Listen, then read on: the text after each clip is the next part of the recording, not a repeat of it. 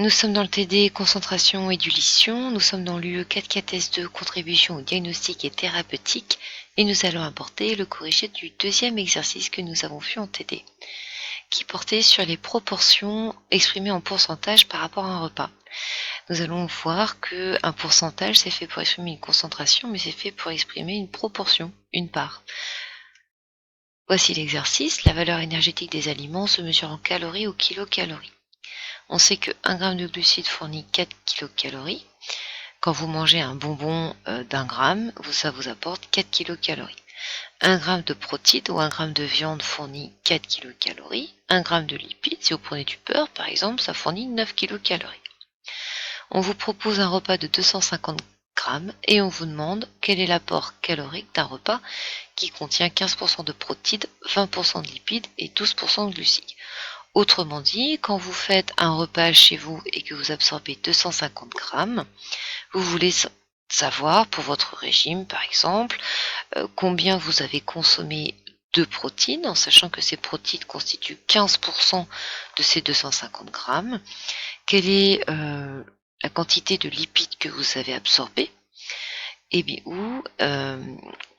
d'autre part, les 12% de glucides contenus dans ce repas, c'est-à-dire la quantité pour ce repas de 250 g qui équivaut à 12% de glucides.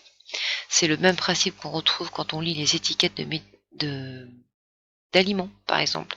Quand vous prenez votre boîte de soupe, quand vous prenez votre boîte de produits cuisinés, pour votre plat de lasagne qui fait 1 kg, l'étiquette va vous marquer qu'il y aura 15% de glucides.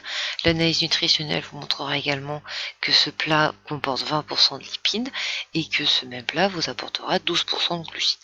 Ici, nous allons appliquer la même chose en nous appliquant à déterminer qu'est-ce qu'on attend par le pourcentage. Ici, le pourcentage, c'est bien de déterminer une proportion pour laquelle on va associer une quantité. Et pour chaque quantité, on va mettre ça en rapport avec la valeur à laquelle ça correspond en kilocalories. Voyons donc qu'est-ce qu'on nous demande, quels sont les éléments de préparation cités sur lesquels je peux m'appuyer. Je sais que pour chaque gramme de nutriments, je vais donc avoir une valeur de kilocalories. 1 g de glucides, 1 g de protéines apportent chacun 4 kilocalories, 1 g de lipides fournit 9 kilocalories. Autrement dit, quand on prend sa pâte à tartiner le matin et qu'on prend une cuillère à café qui fait 5 g, on peut en déterminer par proportion le nombre de kilocalories qu'on absorbe. Sur un repas de 250 g, voilà la recette. Dans cette recette, j'ai 15% de protéines, 20% de lipides et 12% de glucides. Autrement dit, ces pourcentages représentent des proportions. Un peu de la même manière où vous voulez calculer que 12% de la population française est, diabétique par exemple, ou que 15% des enfants en CM2 maîtrisent le français. Ce sont des exemples purement fictifs. Qu'est-ce qu'on vous demande d'appliquer ? Qu'est-ce que vous devez comprendre? Comment on doit préparer notre énoncé? Qu'est-ce que vous devez faire? Tout d'abord, c'est de rassembler ce qu'on sait. Ce qu'on sait, c'est que la valeur d'une calorie par classe d'aliments, on la connaît, on nous la donne. La part de chaque classe dans mon repas, on sait le pourcentage de glucides, on sait le pourcentage de lipides et on sait ce qui reste également. Et on connaît le poids du repas, 250 g.